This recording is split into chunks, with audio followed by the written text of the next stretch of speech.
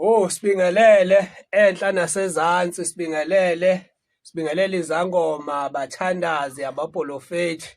Namhlanje nginiphatheleke umntwana waseHabeni lena ngaseShowe. Uma ubheka eShowe, uma uqhamuka Empangeni, uma uqhamuka ngakoThekwini, uqhamuke ngaseShowe, uyakwazi ukuthi ukudlula edolobheni uze uzongena kulo leli khaya likamntwana. Simlande phakathi-ke laphana abajwayele ukum-interviewa khona egagasini kwindaba yeSintu. Sathi cha, ngeke uhlale uwela uthukela kuyokwenziwa ama-interviews uphesheya kothula. Ake sikuthathe nathi, samthola-ke nathi-ke siwubuhle bethongo TV, sathi sizomthola nathi simshuthe.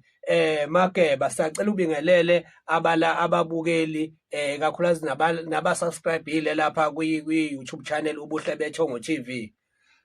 Angibingelele babukeli bobuhle bethongo TV. Ngibingelele nawe wena kaMaholo. Ngibonga ithuba Maholo ukuthi ukwazi futhi ukungibheka kuwo lama la ngikhona Maholo, ngiyathokoza. Siyathokoza. Yazi abantu basazokhuluma nje bethi kahle ibheke play YouTube channel, kodwa khona la ebheke khona umonakalo sekonakele njengoba nganikwa ithuba nje ukuthi hayi angiyimele ikhingcetshwayo leli thuba lami ngalimukela-ke ngazo zombili ukuthi nginivezele odokotela benu. Njenganamhlanje ngiphethe udokotela uMageba, bamthanda kakhulu futhi abantu nangolwazi lwakhe olunzulu ey'ntweni ey'thinta ini na iSintu, ngoba iSintu uyinto oyiphilayo oyiphefumulayo ekhona kuphi na nasemthanjeni yakhe yegazi.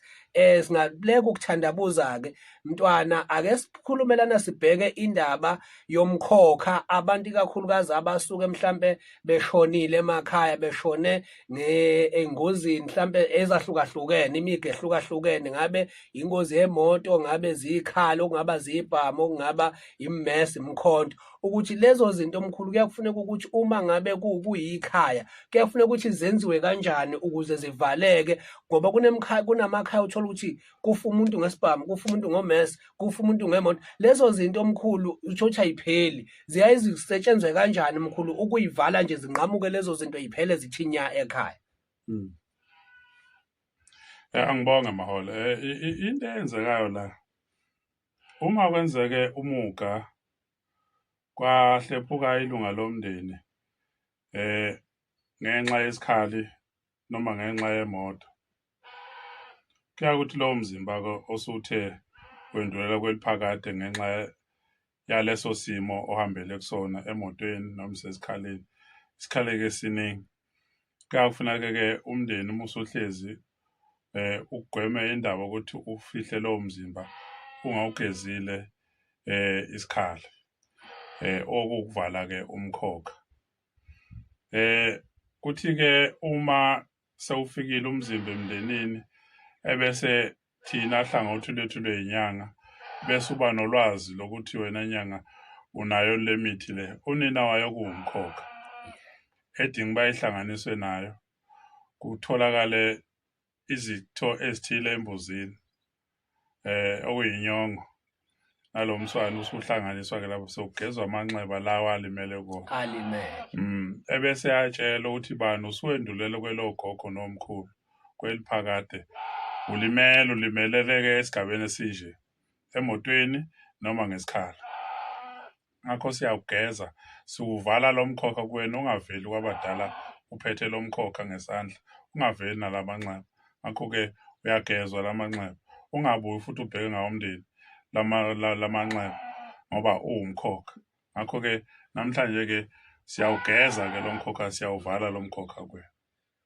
Ubungozi mkhulu kokuthi uma kwenzekile umndeni wangayenza zonke lezi igaba oyibalayo, mhlambe ngokohlangothi lweyinyanga noma ngokosiko lomndeni, kungaba namthelela muni uma kuthiwa bayenzanga leyo nto mkhulu? Kuyingozi kakhulu ngoba umndeni ungawuqeda. Into engadala ukuthi umndeni ukuqede ikhona lokho ukuthi qaphelisisa ukuthi lo muntu uhambe ngenkinga kufanele ukuthi uvale lo mkhokha ngoba into esuke ithule emva kwakhona basuke bengayazi. Ngokuqhubeka-ke sikhuluma sizakuveza ukuthi kukuphi lapho kusuke enye into esuke inzala la yalesi simo lesokusenzeka ukuthi kugcine kunomkhokha la egcekeni. Kunomkhokha egcekeni.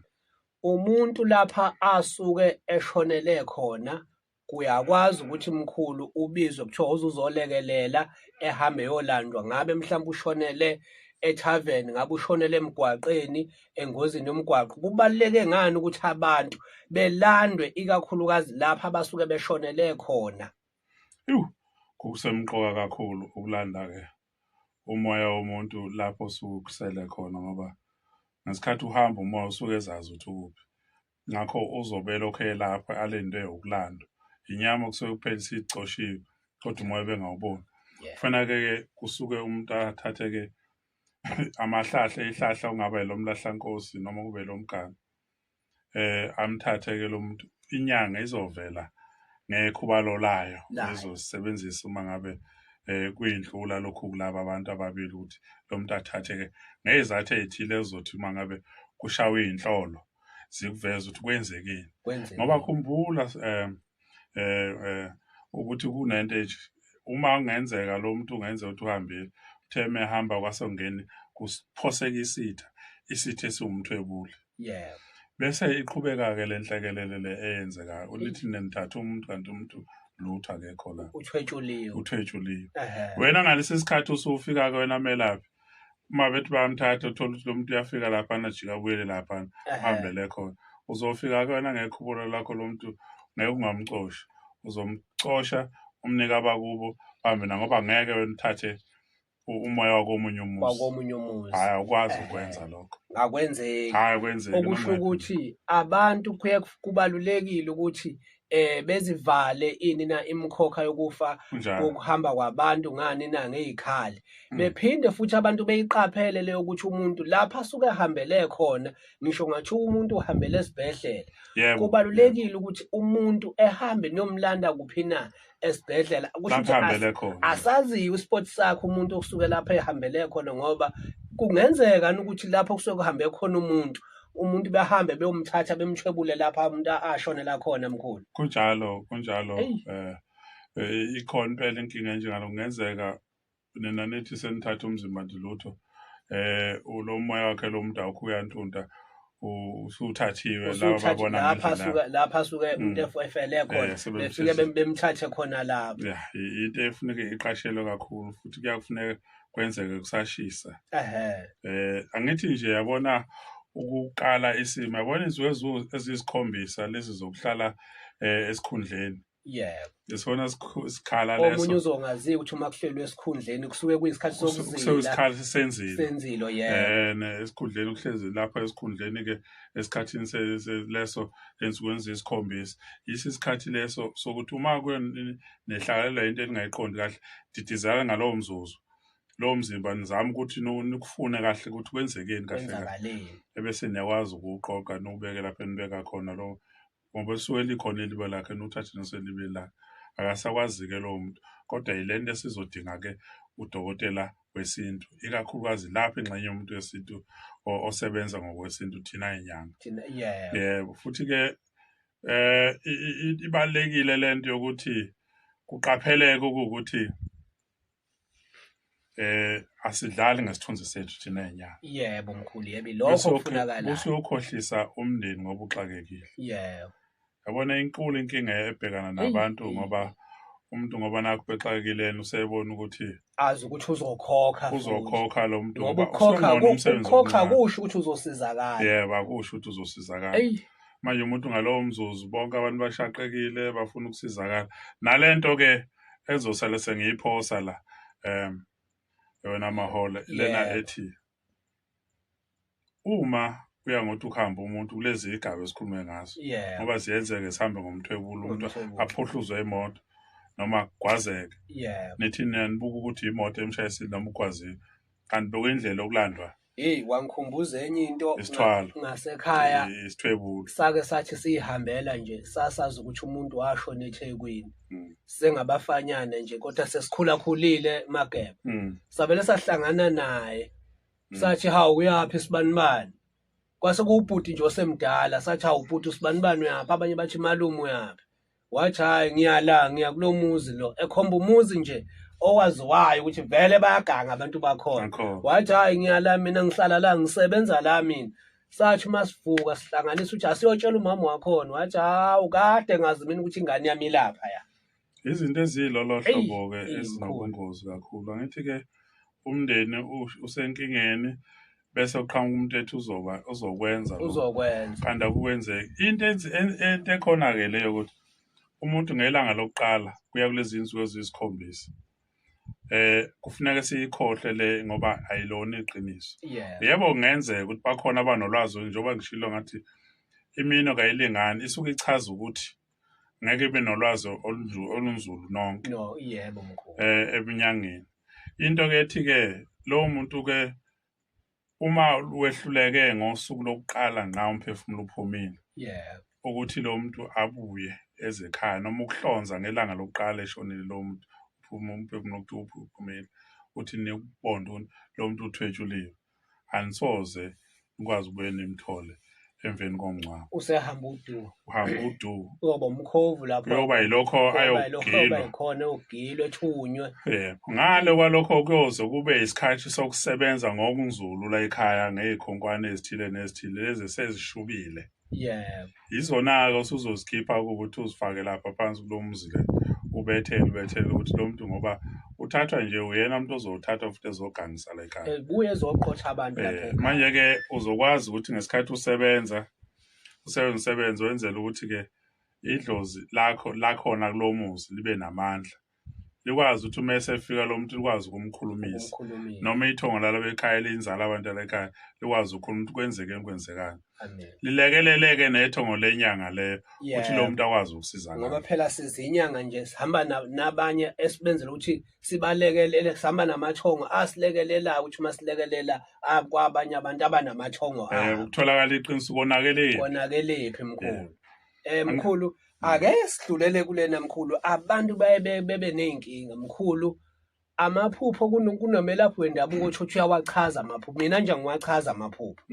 Uma ngabe uhlushwa umuntu ohlushwa amaphupho ngicheck ukuthi amaphupho akho mabi noma mahle. Amaphupho amabi mkhulu ake siqale ngamaphupho amabi. Enziwa yini adalwa yini amaphupho amabi avaleka kanjani futhi? Amaphupho amabi okuvela kwawo avela ngithi ngezinhlobo ezimbili mazingentathu. Iphupho lokuqala ongokokuqala ngawukuthi abika ithonga lalapha ekhaya okuyidlozi la ekhaya ukuthi lingcolile lingihamba namanzi laphehla. Ongokwesibili iphupho elibili ngavela ngoba kukhona isakhiwo sikaDokoloshe. Yilezo zigaba esingaveza ukuthi amaphupho akho didizela. Lelesithathu singesedlozi ukuthi lifuna ukuvela uma ngabe lingacindezelwe ngokuthi laphehla. Lifuna ukuveza ukuthi lixwayisa ngani. Lixwayise izindlela zintathu ukuthi kwenzakaleni. Yini lena esuke ikhona. Ngabe lephehlelo ngakuthi lesakhiwo saDokoloshe bese kuba esedlozi ukuxwayisa ukuthi kukhona into enomonakalo eyenzakalayo. Kusho ukuthi lawo maphupho omkhulu kufanele uhlale uwatreat ngendlela thizeni uthi cha noma emabi awavaleke kodwa lawa akhulumayo umkhulu amaphupho amahle kufanele eqhubeke ekhuluma. Kubaleke ngani mkhulu ukuthi umuntu ethola incazelo yephupho ukuthi lisho ukuthini iphupho ngoba phela iphupho into efika njalo. Khona uthi mkhulu ngaphupha lokhu nalokhu ngaphinda ngaphupha. Uthi umuntu usefuna ingcazelo zamaphupho. Kubaleke ngani mkhulu ukuthi ungazi umuntu ethola ingcazelo zamaphupho kunokuthi evula amaphupho amahle nje neqhubeke namaphupho amahle ngaso sonke isikhathi. Khona kubalekile ukuthi waqonda amaphupho akho uthathini.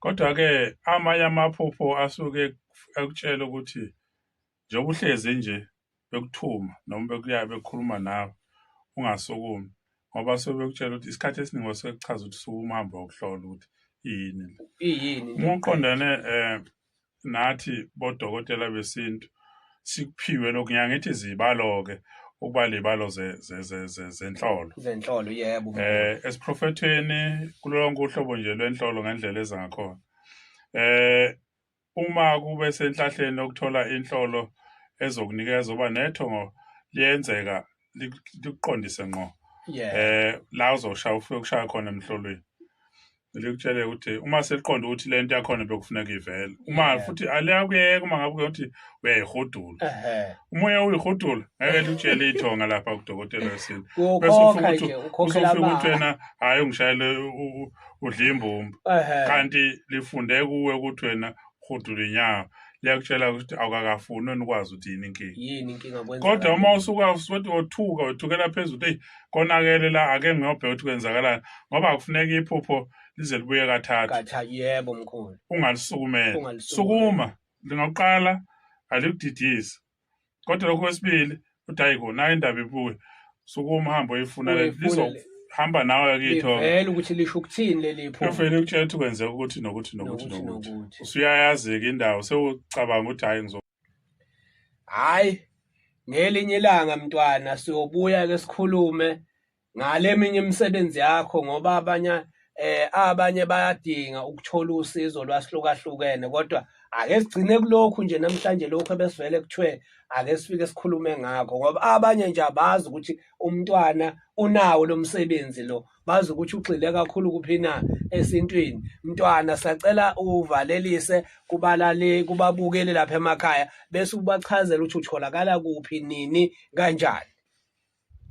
Kuyintokozo-ke wena kaMahole osuku namhlanje basibe nawe angithokoze kubabukeli nonke ababukeli ngithanda uye umntwana lo engikhuluma naye lapha esigodlweni sasebuqilini kusehabeni kodwa igama lomzuku kusebuqilini